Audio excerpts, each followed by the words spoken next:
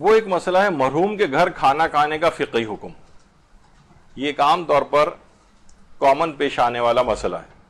مرحوم کے گھر کھانا کھانا، اسے کڑوی روٹی یا کڑوا کھانا بھی کہا جاتا ہے، یعنی عرف عام میں اس کا ایک نام ہے کڑوا کھانا یا کڑوی روٹی. اچھا، اس کے اندر کیا ہے؟ اس میں یہ مسئلہ اس میں ایک ہے کہ اب جو ہے اس طرح کے کھانے لوگوں کو کھلائے جا رہے ہیں کہ لگتا یہ ہے کہ جو بیچارے تعزیت کے لیے آئے ہیں ان کو بھی جلدی مرحوم کے پاس بھیج دیا جائے اس قسم کے کھانے کھلا کر. تو یہ آپ کی چاہے مجالس کے اندر ہو، ایک دفعہ ہمارے یہاں پہ پورا ہم نے کس موضوع پہ اپنا ایک درس لیا تھا، اس میں مجالس کے سلسلے میں جو چیزیں تھیں، تو اس میں ایک یہ تھا کہ بھائی لوگوں کو جو عزادار آئے ہوئے ہیں ان کو آپ نا صحت مند کھانے کھلائیں نا. یہ آپ جو لال رنگ کے گھی اور تیل والے جو ان کو کھانے کھلا رہے ہیں، اس سے تو ان لوگوں کی صحتیں خراب ہوئی جا رہی ہیں، دل کے مریض بنیں گے، ہارٹ اٹیک ان کو ہوں گے پہلے سے ہی لوگوں کے ساتھ. تو اس قسم کی چیزیں جو ہیں نہیں. تو لوگ اس میں یہ ہوتا ہے کہ لوگ عام طور پر اس طرح کے کھانے جو ہے پکوا کر وہاں پر بھیجتے ہیں، اور جو بھی بیچارے وہاں پر آئے ہوتے ہیں تعزیت کے لیے وہ یہ والے کھانے کھاتے ہیں، جس پہ میں نے تنزیہ طور پہ یہ بات کہی کہ ان کو بھی محروم کے پاس جلدی بھیجنے کا سامان ہو رہا ہوتا ہے. اچھا، اب دیکھیے ایران میں جو ہے یا بہت سی جگہوں پہ یعنی اس طرح کا بھی تو اہتمام ہو سکتا ہے نا کہ لوگ آئے ہو تو چلو اگر اب کھلانا ہی آپ کو ان کو تو کوئی بھی صحت مند چیز، ایک جوس کا پیکٹ ہو اور جناب اس میں کوئی ایک فروٹ وغیرہ رکھے ہوئے ہوں تو انسان کا اس سے گزارا ہو جائے گا. لوگ اس غم اور اس کی فضا کے اندر کوئی جو ہے وہ مرغ متنجن کھانے کے لیے تو عام طور پر نہیں آئے ہوئے ہوتے. تو اس طرح کا بھی اہتمام کیا جا سکتا ہے ابھی آگے چل کر. تو یہ کتنے دن عام طور پر اس کے اندر جو مسائل پیدا ہوتے ہیں کہ روایات میں اس کو زمانۂ جاہلیت کا عمل کہا گیا ہے، مرحوم کے گھر کھانا کھانے کو زمانۂ جاہلیت کا عمل. اور دوسرا ہے کہ غیر عقلی سنت اور طریقہ ہے. غیر عقلی یعنی ایک آدمی پریشانی کے عالم میں ہے، اس کے گھر والے غم کے عالم میں ہیں، ان کا دماغ کام نہیں کر رہا ہے، اور وہ جو ہے نا وہ آپ کے لیے کھانے پکوانے کے لیے یا کیٹرنگ کا سامان کے لیے اور اس کے لیے چاندنیاں اور پتہ نہیں کیا کیا چمچے کاٹے جو ہے اس کے دھلائی اور اس کے لیے اس میں مشغول ہو جائیں وہ لوگ. تو یہ ایک غیر عقلی جو ہے ایک طریقہ کار ہے. اور پھر اسی کے اندر کہہ رہے ہوں بھائی ذرا اچھی اچھی بوٹیاں تو نکال کے لانا، مثلا اس قسم کی جو چیزیں ہیں وہ عام طور پر. اچھا، یہ صرف یہاں پر ہی نہیں کہ شہروں کے اندر ایسا ہے، یہ مختلف اگر ہم گاؤں دیہات کے اندر بھی دیکھیں تو وہاں پر بھی یہ والی چیز ہوتی ہے کہ باقاعدہ بڑے بڑے دیگچے چڑھائے جا رہے ہوتے ہیں اور اس میں آنے والوں کو کھانا کھلانے کے لیے انتظامات جو ہے ہو رہے ہوتے ہیں. اور یہ مختلف اور ممالک کے اندر بھی، انڈیا میں اور بنگلہ دیش میں اور جگہوں کے اوپر بھی یہی چیزیں رائج ہیں. اور خود ایران کے اندر بھی بعض اوقات یہ چیز دیکھنے میں آتی ہے. وہ ہر شخص کے ظاہر علاقائی رسوم و رواج ہیں، لیکن یہ کہ لوگ سب بیٹھ کے ظاہر تعزیت کے لیے آئے ہوئے ہیں تو ان کے لیے سوچا جا رہا ہوتا ہے کہ ان کو کھانا ضرور کھلایا جائے. اچھا، اب دیکھیے مرحوم کے گھر والوں کے لیے کھانا بھیجنا مستحب ہے. کھانا بھیجنا، ان کے گھر کھانا کھانا مستحب نہیں ہے، ان کے گھر کھانا بھیجنا مستحب ہے. کتنے دن تک بھیجنا مستحب ہے؟ آیت اللہ سیستانی نے بھی شرح عروۃ الوثقی میں ان جو تعلیقات ہیں ان کی اس میں انہوں نے لکھا ہے کہ ارسال الطعام الی اہل المیت 3 ایام ویکرہ الاکل عندہم. فرماتے ہیں کہ میت کے گھر ارسال الطعام، کھانا بھجوانا، یہ مستحب ہے 3 دن تک. 3 ایام، 3 دن تک مستحب ہے. وَيُكْرَهُ الْأَكْلِ عِندَهُمْ، ان کے ساتھ کھانا کھانا مکروہ ہے، میت کے گھر والوں کے ساتھ. اس کی ابھی تفصیل آگے چل کر آئے گی. دیکھیے سلسلہ کہاں سے شروع ہوا؟ جب جنگ معطا واقع ہوئی تھی اور اس میں مولا کائنات کے بھائی جعفر طیار وہ اس جنگ معطا کے اندر شہید ہوئے تھے. تو یہ جعفر طیار کا مزار ہے اردن کے اندر، اور یہ ان کی ذریعہ مبارک ہے جس میں ان کی قبر مبارک ہے.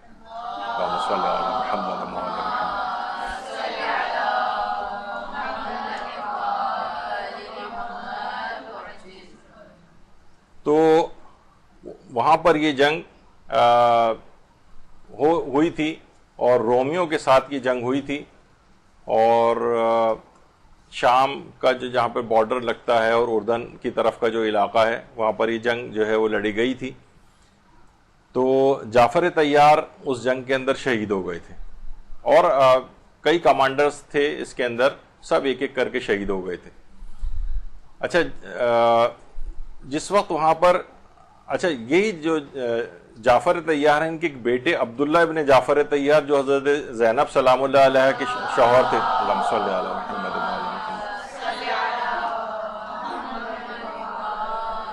جنت البقیع میں ایک خاص احاطہ بنا ہوا ہے جس میں عبداللہ ابن جعفر طیار کی قبر ہے, عقیل ابن ابی طالب کی قبر ہے, مولا کے ایک اور بھائی, اور امام مالک اہل سنت کے اور امام نافع جو امام مالک کے بھی استاد تھے, ان چاروں کی قبریں ایک ہی احاطے میں جنت البقیع میں. یہ تو ایسے ضمناً میں نے بیان کیا. تو پیغمبر اکرم صلی اللہ علیہ وآلہ وسلم صلی اللہ علیہ محمد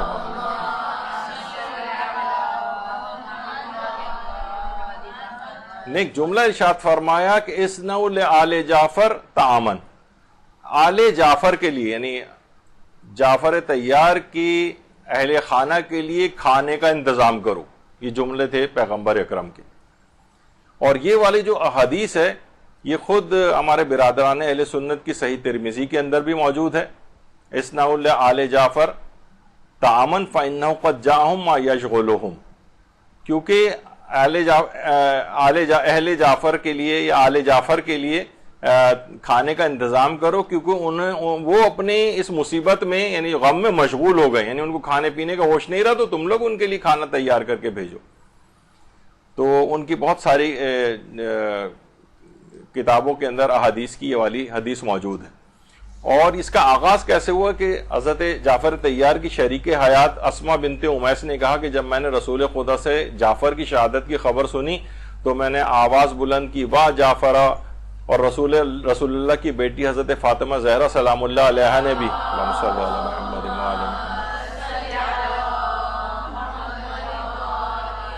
میری آواز سن کر فریاد بلند کی, واہ میرے چچا زاد بھائی. اور اس کے بعد رسول خدا اپنی ابا کو کھینچ رہے تھے اور بے اختیار آنسو بہا رہے تھے, اور باہر جا کر فرماتے تھے الا مثل جعفر فلتبکی البواکی, الا مثل جعفر فلتبکی البواکی. رونے والی عورتوں کو جعفر جیسے شخص پر رونا ہی چاہیے. یہ پیغمبر کے جملے تھے. اور اس کے بعد فرمایا کہ فاطمہ جعفر کے اہل و عیال کے لیے کھانے کا اہتمام کرو کیونکہ وہ مصیبت میں ہیں. اسی لیے حضرت فاطمہ زہرا سلام اللہ علیہ نے 3 دن تک کھانے کا اہتمام کیا, اور اس کے بعد بنو ہاشم میں یہ رسم جاری رہی اور آج تک یہ جاری و ساری ہے. یہ میت کے گھر کھانا دینے کا آغاز, میت کے گھر کھانا بھجوانے کا آغاز, یہ پیغمبر اکرم کے اپنے طریقے سے واضح ہے کہ پیغمبر نے اس کا حکم دیا تھا. ایک چیز مشہور ہے کہ میت کے گھر میں چولہا نہیں جلنا چاہیے 3 دن تک, تو مکروہ ہے. یہ ایک چیز مشہور ہے لوگوں کے اندر, اس وجہ سے لوگ سوچتے ہیں کہ کیونکہ چولہا نہیں جل سکتا اس وجہ سے کہیں سے کھانا آتا ہے. تو ایسا کوئی مسئلہ نہیں ہے, یعنی ایسا نہیں ہے کہ وہ ضرورت پیش آئے تو وہ چولہا بھی جل سکتا ہے, وہ لوگ کھانا بھی چاہیں تو پکا بھی سکتے ہیں. اس کا مکروہ ہونا ثابت نہیں. مثلا چائے وغیرہ تو اگلے دنوں میں بنانی پڑ رہی ہے ان کو اہل خانہ کو, تو وہ چولہا جلا کے چائے بھی بنا سکتے ہیں. یعنی چولہے کا جلنا یہ مکروہ نہیں عام طور پر, لیکن عرف میں بہت سی جگہوں کے اوپر یہ چیز مشہور ہے. دیکھیے مصیبت زدہ شخص کو تعزیت پیش کرنا, اصل میں افراد جو وہاں پر آ رہے ہوتے ہیں جو بیٹھ کے کھانے بھی کھاتے ہیں وہاں پر, یہ مصیبت زدہ شخص کو تعزیت پیش کرنے کے لیے آ رہے ہوتے ہیں کہ اس کا اجر و ثواب بھی بہت زیادہ ہے, بہت زیادہ اس کا اجر و ثواب ہے. لیکن ایک الگ طریقے سے روایات کے اندر ہمارے چھٹے امام نے تعزیت کے معنی بیان کیے ہیں.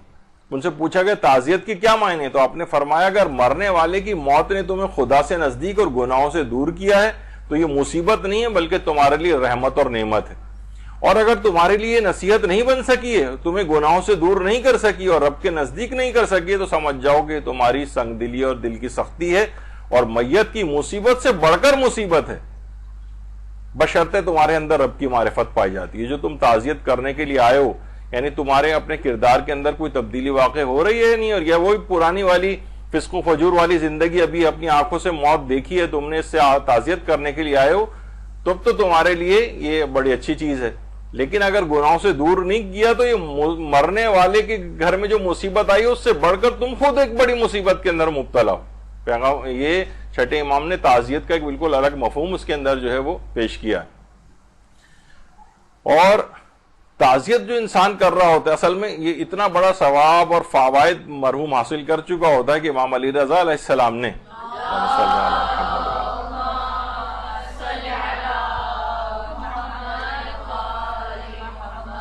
حسن ابن سہل کو تعزیت پیش کرتے ہوئے فرمایا تھا آخرت میں دیر سے ملنے والے ثواب پر مبارکباد دنیا میں جلد پیش آنے والی مصیبت پر تعزیت پیش کرنے سے بہتر ہے۔ آخرت میں جو اس کا ثواب تمہیں ملے گا اس کی پیشگی مبارکباد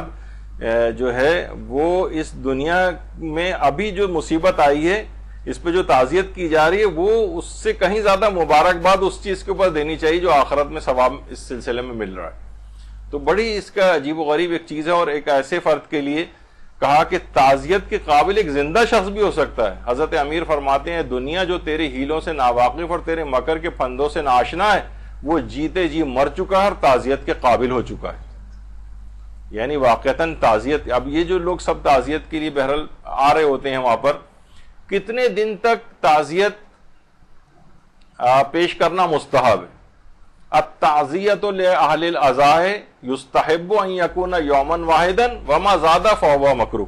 یہ جملہ ہے علماء کا۔ یعنی فرماتے ہیں کہ ایک دن تک تعزیت کرنا تو مستحب ہے، اس سے زیادہ مکروہ ہے، اس سے زیادہ مکروہ ہے۔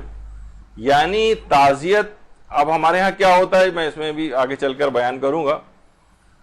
سوائے اس کے لکھتے ہیں کہ ایک دن تک مستحب ہے، اس سے زیادہ مکروہ ہے، سوائے اس کے کہ بعد کے دنوں میں جو آپ آئیں تو یا تو تلاوت قرآن کے لیے آئیں یا دعا کے لیے آئیں، الا تلاوت قرآن یا پھر دعا۔ ہمارے علماء کی سیرت بھی ہے کہ وہاں جہاں تعزیت کے لیے جاتے ہیں وہاں بیٹھ کے تلاوت قرآن کرتے ہیں، تلاوت قرآن اور دعا وغیرہ کرتے ہیں۔ یہ لیفٹ سے دوسرے جو ہیں آیت اللہ علوی گرگانی ہیں بھی پچھلے 1-2 مہینے میں ہی ان کے انتقال ہوا تھا۔ تو بہرحال علماء کا طریقہ یہ وہاں کھانا کھانے نہیں بیٹھتے کبھی بھی، صرف گئے تعزیت اس انداز سے پیش کی کہ وہاں تلاوت قرآن کی یا دعا کی اور اس کے بعد واپس آ گئے۔ جو نیچے بیٹھے ہوئے دونوں افراد آیت اللہ سیستانی کے دونوں بیٹے ہیں جو کہ کسی جگہ تعزیت کے لیے گئے، وہاں گئے تلاوت قرآن کی واپس آ گئے۔ اچھا، اب یہ جو سوئم سے 40ویں تک کی مجالس اور فاتحہ خوانی ہوتی ہیں، سوئم سے 40ویں تک، یعنی اس میں مسلسل لوگ آ رہے ہوتے ہیں، یہ ظاہر ہے اس میں بہت اچھی بات ہے جتنی بھی مجالس ہوں فاتحہ خوانی ہو، البتہ اس میں تمام ورثاء کا خیال کیا جائے گا۔ عام طور پر ہو سکتا ہے کہ کچھ افراد اس میں وہ چاہ رہے ہوں اور کچھ ایسے ہوں کہ بھائی ان کے لیے مشکل ہو رہی ہے، روزانہ کی بنیاد پر اتنے افراد آ رہے ہیں، پھر ان کے کھانے پینے کے انتظامات اور ان کی چائے کے انتظامات، کچھ لوگ وہاں رہنے بھی لگتے ہیں ان کے رہائش وغیرہ کا انتظام کرنا، تو یہ سب چیزیں اب یہ ان کے ذمے آ جاتی ہیں۔ بعض اوقات یہ بھی ہوتا ہے کہ وہ یہ ان کے اوپر بوجھ بن جاتے ہیں تعزیت کرنے والے، اور بڑے مشکل کے اندر وہ لوگ آ جاتے ہیں، چاہے منہ سے نہ کہہ پا رہے ہوں، اور ظاہر ہے کہ پورا سسٹم بنا ہوتا ہے، کون اسے منع کرے کہ بھائی 40ویں تک مسلسل روزانہ مجلس ہوگی۔ مجلس میں کوئی حرج نہیں ہے، لیکن اگر ورثہ بعض اوقات ابھی ان کو میراث تقسیم نہیں ہوئی ہوتی ہے تو اس میں تصرف بھی ہو جاتا ہے، اور وہ خود بعض اوقات حرام پہلو بھی اس کے اندر آ سکتے ہیں۔ اگر ورثہ راضی بھی ہیں، اگر ان میں کوئی ایک نابالغ ہے ایسا، اور تو معاملہ اور مشکل ہو جاتا ہے۔ ابھی میں اس تفصیل میں نہیں جا رہا، وہ ایک الگ طرف ہم نکل جائیں گے۔ تو یہ سب چیزیں کیا ہوتی ہیں؟ دیکھیے تعزیت، جو لوگ سوچتے ہیں تعزیت کے معنی روز جائے یا اس طرح سے جائے اور گھنٹوں وہاں بیٹھا جائے، تعزیت کی کم سے کم حد یہ ہے کہ صرف جس سے تعزیت پیش کی جائے وہ اس کو دیکھ لے، بس چاہے وہ دور سے ہی کیوں نہ ہو دور سے ہی کیوں نہ ہو، اس کو دیکھ لے، بس یہ تعزیت کے لیے کافی ہے، کم سے کم حد یہ ہے۔ اور اگر انتقال کو کچھ عرصہ گزر جائے تو اس کے لیے حکم آقا سیستانی فرماتے ہیں کہ اگر میت کو مرے ہوئے اتنی مدت گزر چکی ہو کہ اس کی تعزیت کرنے اور پرسہ دینے سے لواحقین کا غم تازہ ہو جائے تو پھر پرسہ نہ دینا بہتر، پھر پرسہ نہیں دیجیے۔ لوگ اگلے مہینوں میں مختلف ملکوں سے آ رہے ہوتے ہیں، شہروں سے آ رہے ہوتے ہیں، آئیں بالکل آ کر ملیں، لیکن اس کے بعد بہت زیادہ رونے دھونے کا بھی ایک سلسلہ ہوتا ہے، پرسہ اس طرح سے پیش کرتے ہیں کہ مردے کا غم تازہ، یعنی جو ان کے لواحقین کا غم تازہ ہو جاتا ہے۔ تو کیا ہوتا ہے پھر آغا سستانی فرماتے ہیں اس صورت میں پرسا نہ دینا بہتر ہے اگر ان کا غم تازہ ہو رہا ہے. تو تعزیت کرنے کے ظاہر بہت ساری چیزیں ہیں. اچھا میت کے گھر کھانا کھانا کب مکروہ ہے؟ میت کے گھر کھانا کھانا اس وقت مکروہ ہے وَيُكْرَهُ الْأَكْلُ عِندَهُمْ. اس کے معنی یہ ہے بھی جو آپ نے سنا تھا آغا سستانی کا کہ میت کے گھر کھانا کھانا اس وقت مکروہ ہے کہ جب میت کے گھر والے اہل عزا یا جن سے آپ تعزیت کرنے کے لیے گئے وہ خود کھانا کھانے کا انتظام کر رہے ہیں, خود کھانا پکوانے کا انتظام کر رہے ہیں. جیسے جب اس کو زمانے اہل جاہلیت کا کہا جاتا تھا, کیونکہ اہل جاہلیت میں کفار اور جو زمانے کے جو لوگ تھے زمانے جاہلیت میں ان کے ہاں یہ رسم تھی کہ جو مر جاتا تھا تو لوگ وہاں آتے تھے اور یہ لوگ ان کے اس کے اندر لگ جاتے تھے, یعنی کھانا پکوانے میں, اور یعنی گھر والے جس کے گھر موت ہوئی ہے وہی ان لوگوں کے کھانے کا انتظام کرتا تھا. تو یہ زمانے جاہلیت کا عمل اس وجہ سے کہا گیا ہے. تو میت کے گھر کھانا کھانا اس وقت مکروہ ہے جب وہ خود انتظام کر رہے ہوں. لیکن اگر کچھ موارد ایسے ہیں کہ جس میں مکروہ نہیں رہتا, اگر پڑوسی انتظام کر رہے ہیں کھانے کا, وہ پکا کر بھجوا رہے ہیں, دوست انتظام کر رہے ہیں, جاننے والے انتظام کر رہے ہیں, دور پرے کے مثلا رشتہ دار انتظام کر رہے ہیں, تو پھر اس صورت میں وہاں کھانا کھانا مکروہ نہیں, اس صورت میں مکروہ نہیں. یا مثلا اگر لواحقین میت کی طرف سے ہی دعوت دی جا رہی, وہی کہہ رہے ہیں کہ آپ دیکھیے آپ آئیں تو کھانا کھا کر جائیے گا, اب انہوں نے دعوت دے دی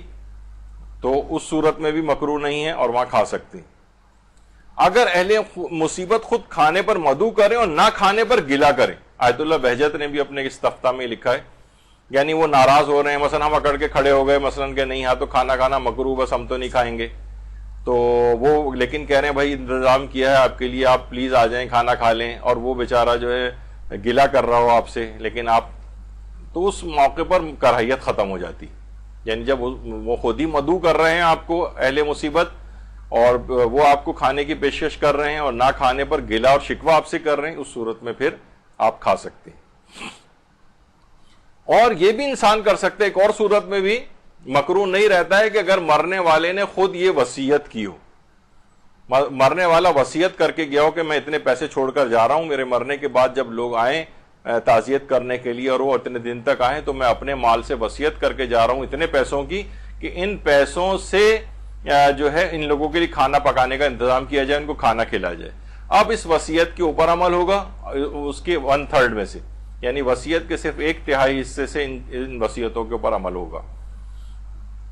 تو انسان ان معاملات کے لیے وصیت کر سکتا ہے, اور اگر وصیت کر کے گیا ہے تو پھر وہاں کھانا کھانا مکروہ نہیں.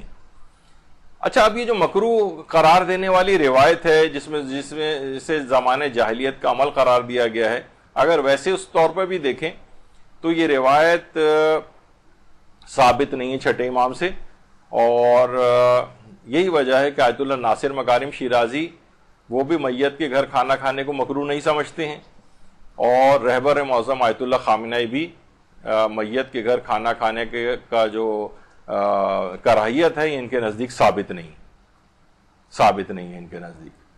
آیت اللہ سیستانی نے ایک مختصر سے اپنے استفتاء میں تو اس کو مکروہ کہا ہے, لیکن ایک تفصیلی فتویٰ جو خود مدرسے نے ایک سوال بنا کے بھیجا تھا, ابھی میں آگے چل کے پڑھ کے سناتا ہوں آپ کو, اس میں انہوں نے کہا کہ فقہا یہ فرماتے ہیں کہ یہ عمل مکروہ ہے, لیکن یہ دماغ میں رہے کہ جب بھی مجتہد کسی بھی چیز کی نسبت اپنی طرف نہ دے,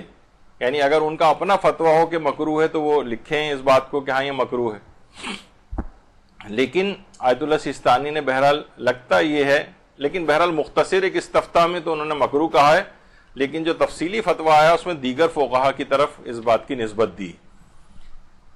اپنی طرف اس لحاظ سے نہیں دی ہے. لیکن پھر اس کے بعد بھی یہ مسئلہ اس لحاظ سے حل ہو جاتا ہے کہ آیت اللہ سیستانی بھی کہتے ہیں اگر کسی اور نے مدعو کیا ہے, یعنی خود اہل عزا ہی نے, یعنی یا کسی اور نے کھانے پکوا کر بھیجوائے ہیں, اہل مصیبت نے کھانا نہیں پکوائے, تو پھر وہاں کھا سکتے ہیں. خیر ابھی تفصیل آگے آئے گی.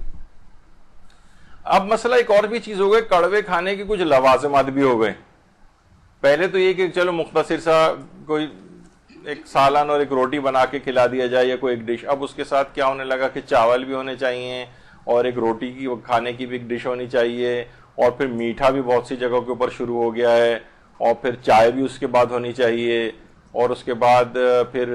ظاہر مہمان آ کے رک رہے ہیں تو صبح دوپہر شام اور کئی دن تک اگر رک رہے ہیں، شہر سے باہر سے بھی آئے ہوئے ہیں، تو یہ لوازمات اس کے بڑھتے چلے جا رہے ہیں، ان لوگوں کو برڈن ہوتا چلے جا رہا ہے۔ کتنے ایسے افراد ہیں، یعنی میں ذاتی طور پر میرے پاس آئے ہیں لوگ پریشان ہو کے کہ رشتہ دار مہمان گھر پہ آ گئے ہیں اور عزت کا معاملہ ہو گیا ہے، ہم لوگ اتنا افورڈ نہیں کر سکتے ہیں، تو کہیں سے کوئی پیسوں وغیرہ کا انتظام ہو جائے۔ یعنی یہ چیزیں اب خالی اس طور پر نہیں رہی ہیں، بلکہ یہ ایک عجیب ایک لوازمات اس کے اندر جو ہے وہ آتے جا رہے ہیں۔ اور 100 سے 40ویں تک کی مجالس اور جو فاتحہ خوانی وغیرہ ہے، اس میں بھی ایک برڈن ان کے اوپر آنے لگا ہے، یہاں تک کہ ان کو قرضے لے کر بھی، اچھا کچھ تو ایسے بھی ہیں کہ ایک صاحب میرے پاس آئے تھے کہ وہ ایک بہت ہی نامی گرامی صف اول کے ذاکرین میں جن کا شمار ہوتا تھا، ہمیں ان سے 100 کی مجلس پڑھوانی لیکن پیسے نہیں، تو بھائی ان سے کہا پھر ایسے اتنے زیادہ پیسوں والے سے آپ کو پڑھوانے کی ضرورت کیا ہے؟ کہا کہ نہیں بس ہمارا دل چاہتا ہے کہ وہ ان کی مجلس پڑھیں لیکن پیسے ہیں ہی نہیں۔ ایک تو اس طرح کی چیز ہے، لیکن ایک یہ کہ چلیں جو اتنی زیادہ تعداد کے اندر جس کو وہ افورڈ نہیں کر پا رہے ہیں، انہیں قرضے لینے پڑ رہے ہیں، تو بہرحال یہ اتنا بڑا مسئلہ مشکل ہو جائے گا افراد کے لیے بھی کہ جو وہاں پر اتنے دنوں کے لیے بار بار ان کے گھر آتے ہیں، روزانہ کیونکہ دینے والے بھی صرف 3 دن تک کھانا دینے کا حکم ہے، اس کے بعد سے لے کر 40ویں تک تو کوئی کھانا نہیں دیتا۔ پھر یہ لوگ ان بیچارے اپنے طور پر انتظام کر رہے ہوتے ہیں گھر والے، اور ہر کوئی اس کو افورڈ نہیں کر پاتا اور ادھر ادھر سے قرضے ورضے لینے پڑتے ہیں، تو یہ ایک بڑا مسئلہ ہے۔ مرحوم کے لواحقین کے لیے دیکھیں، مرحوم کے لواحقین پہلے سے مشکل میں ہوتے ہیں۔ اگر آپ اس لحاظ سے دیکھیں، مرنے سے پہلے ظاہر ہے وہ جو بیمار تھا اتنے دن سے مہینوں سے، ان کی تھکاوٹ اور ہسپتالوں کے چکر اور اس کے بعد وہاں کی فیسیں اور ہاسپٹلز کی، یعنی اور ان کی نیندیں پوری نہیں ہوئی ہوتی، ان کو کچھ تھوڑا سا ان کو اسپیس دینی چاہیے، لوگ آ کر ان کے گھر پڑ جائیں، کئی دنوں تک رہتے رہیں ان کے تعزیت کے نام پر قریبی رشتہ دار، ان کے لیے لواحقین کے لیے مشکلات کھڑی ہو جاتی ہیں، بلکہ اور ڈیلے ہوتا ہے کہ اس کے مرنے کے فوراً بعد جو ہے جائیداد کی تقسیم یا میراث کی تقسیم کے ان کے کام ان کو دیکھنے ہوتے ہیں، جس پہ ہمارے لوگوں کی طرف توجہ نہیں ہوتی اور حرام ہوتا چلا جاتا ہے، تو وہ ان کو بجائے اس طرف متوجہ ہوں، آپ کے کھانوں اور کیٹرنگ اور فلاں ان چیزوں کے اندر جو ہے وہ مشکلات ان کے لیے کھڑی ہوتی چلی جاتی ہیں۔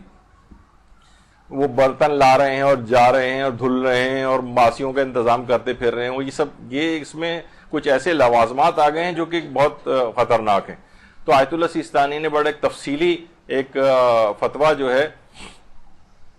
مدرسے نے ان سے سوال لکھ کے پوچھا تھا کہ پاکستان میں رائج ہے کہ قریبی رشتہ دار یا پڑوسی مرنے والے گھر 3 دن تک کھانا بھجواتے ہیں تاکہ متوفی کے گھر والے اور تعزیت کے لیے آنے والے کھانا کھا سکیں۔ کیا اس صورت میں بھی تعزیت کے لیے وہاں آنے کے بعد وہاں کھانا کھانا مکروہ ہے جبکہ اس کا انتظام کسی دوسرے شخص نے کیا ہو؟ یہ سوال میں لکھ کے پوچھا تھا ہم نے، تو وہاں سے بڑا تفصیلی جواب آیا آغا سیستانی کا۔ انہوں نے فرمایا کہ میت کے لواحقین کے لیے تعزیت کے لیے آنے والوں یا فاتحہ خوانی کی مجلس میں حاضر ہونے والوں کو کھانا کھلانے میں کوئی حرج نہیں ہے، بلکہ مرنے والے کے لیے ثواب کا باعث ہے، لیکن تعزیت کرنے والوں کو اس بات کی طرف متوجہ ہونا چاہیے کہ مصیبت زدہ کی تعزیت اگرچہ ایک سنت موقدہ ہے بلکہ اس میں بڑا اجر اور بڑا ثواب ہے، جیسا کہ اس کی فضیلت میں وارد احادیث میں بیان ہوا ہے، لیکن اس میں صاحب عزا کو دیکھنا اور ملاقات کرنا کافی ہے بس، جیسا کہ حدیث میں آیا کہ مصیبت میں مبتلا ہونے والے کے لیے تجھے اس کا دیکھنا ہی کافی ہے، وہاں بیٹھنا جائز ہے لیکن کہا گیا ہے کہ 1 دن سے زیادہ بیٹھنا مکروہ ہے، الا یہ کہ قرآن پڑھنے کے لیے یا دعا کی نیت سے بیٹھے۔ بہرحال فرماتے ہیں تعزیت کے آداب کو ملحوظ خاطر رکھا جائے، مرنے والوں کے لواحقین اور رشتہ داروں پر بوجھ ڈالنا اور انہیں شرمندہ کرنا اچھی بات نہیں، یہ ان کے ساتھ تعزیت اور ہمدردی کے منافی ہے، بلکہ ان کو راحت پہنچانے اور ان کی حتی الامکان مدد کرنے کا خیال کرنا چاہیے۔ پھر آگے فرماتے ہیں ان کے پاس کھانا بھیجنا مستحب ہے، گویا یہ ان کی مشقت کو دور کرنے اور ان کی تعظیم کے لیے ہے، اور اسی طرح ان کے ہاں کھانا کھانے کو مکروہ کہا گیا ہے۔ دیکھیے یہ وہ جملہ ہے کہ آغا سیستانی نے اس میں تفصیلی فتویٰ میں کہا کہ ان کے ہاں کھانا کھانے کو مکروہ کہا گیا ہے۔ جب یہ ہو تو اس کے معنی یہ ہوتے ہیں کہ شاید مجتہد اس میں زیادہ دقیق اپنا نظریہ بیان نہیں کر رہا ہے یا اس کا نظریہ اس کے خلاف ہے، لیکن وہ دوسروں کی طرف اس کی نسبت دے رہا ہے۔ امام صادق علیہ السلام کی حدیث میں ہے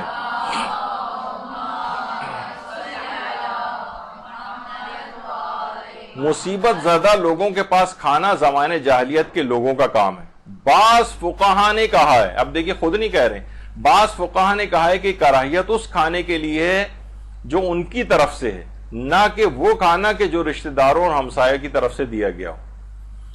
جیسا کہ مذکورہ رسم میں بیان ہوا ہے. نیز تعزیت کرنے والوں کو مرنے والے کے اہل خانہ سے تعزیت اور وہاں جانے میں شرعی حدود کا خیال رکھنا چاہیے, ان کو نقصان پہنچانے سے گریز کرنا چاہیے, ان کی رضامندی کے بغیر ان کے اموال میں تصرف کرنا اور اس میں اسراف اور تبذیر نہیں کرنا چاہیے. جا رہے ہیں, کھا رہے ہیں, پی رہے ہیں,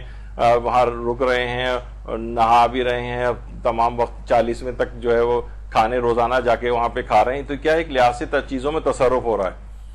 کیونکہ یہ مقام زیادہ حقدار ہے کہ اس میں تقوی کی رعایت کی جائے. چونکہ موت کی یاد میں موعظہ سننے والوں کے لیے واضح نصیحت ہے اور غور و فکر کرنے والوں کے لیے عبرت ہے, اور مومن کو یاد رکھنا چاہیے کہ وہ عنقریب ان مرنے والوں کی پیروی کرے گا, یعنی اس کو بھی اس دنیا سے جانا ہے. بس اسے چاہیے کہ اپنے دین کی جس طرح سے بھی وہ حفاظت کرے,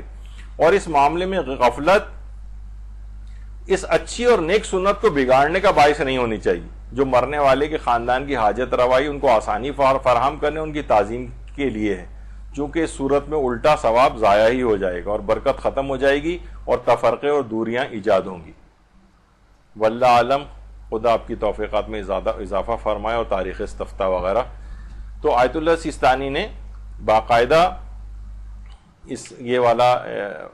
فتویٰ جو ہے وہ دیا, آپ نے تفصیلی طور پہ سنا کہ لوگوں کو تمام اس بات کی رعایت کرنی چاہیے. تو میت کے جو رشتہ دار ہیں ان کے لیے ایک تجویز ہے کہ صرف وہ افراد کے جو خود اہل خانہ چاہ رہے ہوں کہ یہ ایک آدھ دن کے لیے ٹھہر جائیں, صرف وہ لوگ وہاں پہ ٹھہر جائیں, یا اگر قریبی رشتہ دار بھی ہیں تو میت کے گھر والوں کو تھوڑا اسپیس دیں, جائیں, ملیں, تھوڑی دیر ملاقات کر کے جو ہے واپس آ جائیں. تو وہ بھی بیچارے تھکے ہوئے ہیں ہفتوں مہینوں سے, نہ ان کی نیندیں پوری ہوئی ہیں, تھکاوٹ سے چور ہیں, اس کا بیماری کے آخری ایام میں تو بیچارے بار ڈیوٹیاں اپنے ایک دوسرے کے لگا رہے ہوتے ہیں. وہ لوگ بہت زیادہ پریشانی کی حالت میں تمام یہ خاندان گزر رہا ہوتا ہے, اور پھر اس کے بعد ان کے اوپر مہمان بن کے سر پر سوار ہو جانا, یہ بہرحال اس میں کوشش کرنی چاہیے کہ ان کو اسپیس دی جائے, آرام کا وقت دیا جائے, ان کو اپنے طور پر غم منانے کو چھوڑا جائے تنہا, اور ایک جھمگٹا لگا کے وہاں پر نہ رکھا جائے. اس سے کیا ہوگا کہ بہرحال ان کے لیے آسانیاں مہیا ہوں گی. یہی انہوں نے آغا سیستانی نے اپنے فتوے میں بھی چیز بیان کی ہے کہ یہ آسانی ان کو مہیا کرنا ہے اور تقوی و پرہیزگاری سے کام لینا ہے, اور ان کے اموال کے اندر تصرف نہیں کرنا ہے, اور اسراف اور تبذیر بھی نہیں کرنا ہے. یعنی یہ تو اسراف اور تبذیر ایک لحاظ سے ہوگا کہ وہاں جا کے کھلے ہاتھ سے جو ہے تمام چیزیں کر رہے ہیں اور خرچ کر رہے ہیں وغیرہ. تو یہ دو صرف مسئلے آج آپ نے دیکھا کہ صرف ہم نے قبلے کے اعتبار سے اور میت کے گھر کھانا کھانے کی, تو اس میں تقریباً بہت ساری چیزیں, اصل فقہی حکم بھی آ گیا, استفتاءات بھی سارے ذکر ہو گئے, نصیحتیں بھی کچھ آ گئیں, اخلاقی حکم بھی اس کے اندر آ گئے. تو اس طرح سے ایک ان دو مسئلوں کو ہم نے بیان کیا. انشاءاللہ اگلی جو نشستیں ہوں گی اس میں جیسے کہ ہم نے اس سے پہلے ذکر کیا تھا کہ کانوں کے فقہی مسائل کے اوپر پورا, اب آپ ظاہر ہے آپ لوگوں کے لیے ایک نیا ایک زاویہ فکر دینے کے اعتبار سے کہ ناخن سے متعلق فقہی احکام, شاید تقریباً پورے 2 گھنٹے کی کلاس صرف اسی اکیلے موضوع پر ہو. آپ کہیں گے ناخن کے بھی اتنے فقہی احکام ہو سکتے ہیں؟ جی ہاں, ناخن اس میں تو شاید اخلاقی احکام بھی اتنے نہیں ہوں گے. کان میں پھر بھی اخلاقی احکام تھے, لیکن ناخن میں کون سا اخلاقی حکم ہوگا. لیکن بہرحال فقہی حکم اس کے اندر کافی زیادہ ہیں. جب آپ دیکھیں گے کہ اس کے ناخنوں جو اللہ کی ایک نعمت ہے, تو صرف اس سے ریلیٹڈ عبادات کے اندر اور مختلف چیزوں میں احکام اسلامی کیا ہیں, انشاءاللہ وہ سب کو ایک جگہ پہ جمع کر کے اگلی نشست میں, امید تو یہ ہے کہ انشاءاللہ اگلی نشست میں وہی عنوان زیر بحث لائیں گے. وصلی اللہ علی محمد وآلہ الطیبین الطاہرین. درود.